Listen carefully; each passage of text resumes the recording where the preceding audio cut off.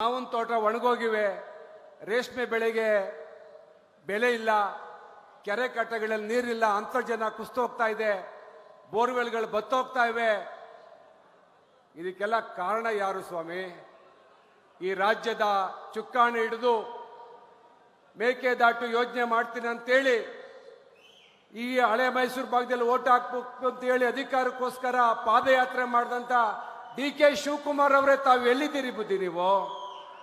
ಈ ಜಿಲ್ಲೆಯಿಂದ ಗೆದ್ದು ಈ ಜಿಲ್ಲೆಯ ಉಸ್ತುವಾರಿ ಸಚಿವರಾಗದೇನೆ, ಈ ಜಿಲ್ಲೆಯ ಜನಗಳ ಕಷ್ಟ ಸುಖ ಕೇಳ್ದೇನೆ, ಈ ಜಿಲ್ಲೆ ಬಿಟ್ಟು ಈ ಜಿಲ್ಲೆಯಲ್ಲಿ ಏನೂ ಸಿಕ್ಕುದಿಲ್ಲ, ಈ ಜಿಲ್ಲೆ ಬರಡಾಗಿ ಹೋಗಿದೆ ಅಂತೇಳಿ JCB ಇಟಾಚಿ ತಗೊಂಡು ಬೆಂಗಳೂರು ಬಗಿತಾ ಇದ್ದೀರಾ? ಹೋಗಿ ನೀವು ಬೆಂಗಳೂರು ಬಗಿತಾ ಇದ್ದೀರಾ ಅಲ್ರಿ? ನೀವು ಏನಂದ್ರಿ ಚುನಾವಣೆ ಪೂರ್ವದಲ್ಲಿ? ಪೆನ್ನು ಪೇಪರ್ ಕೊಟ್ರೆ ರಾಮನಗರ ಜಿಲ್ಲೆನ ಬಂಗಾರ ಮಾಡಿಬಿಡ್ತೀವಿ ಅಂತ ಅಂದ್ರಿ. ಎಲ್ಲೋಯ್ತು ನಿಮ್ಮ ಮಾತನ್ನ?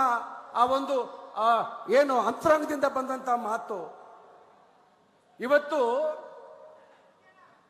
JDS BJP ಒಂದು ಮರದ ಎರಡು ಕೊಂಬೆಗಳಿದ್ದಂಗೆ, ಕಾಂಗ್ರೆಸ್ ಬಗ್ಗೆ ವಿರೋಧವಾಗಿ ಬೆಳೆದಂತ ಪಕ್ಷಗಳು. ಇವತ್ತು ನಾವು ಯಾಕೆ ಒಂದಾಗಿದ್ದೀವಿ ಅಂತ ಅಂದ್ರೆ, ಇವತ್ತು ಈ ಕಾಂಗ್ರೆಸ್ನ ರಾಕ್ಷಸ ಸಂಸ್ಕೃತಿಯನ್ನ ನಾಶ ಮಾಡಬೇಕಾದ್ರೆ ನಮಗೆ ಹೊಂದಾಣಿಕೆ ಅನಿವಾರ್ಯ ಇತ್ತು. ದೇವೇಗೌಡರು, ನರೇಂದ್ರ ಮೋದಿರವರು ಒಟ್ಟಾಗಿ ತೀರ್ಮಾನ ಮಾಡಿದ್ರು, BJP JDS ಒಂದಾಗಬೇಕು, ಅನಿವಾರ್ಯ. ಇವತ್ತು ಜನಸಾಮಾನ್ಯರ ಬದುಕು ಇವತ್ತು ಮೂರ ಬಟ್ಟೆ ಆಗಿದೆ.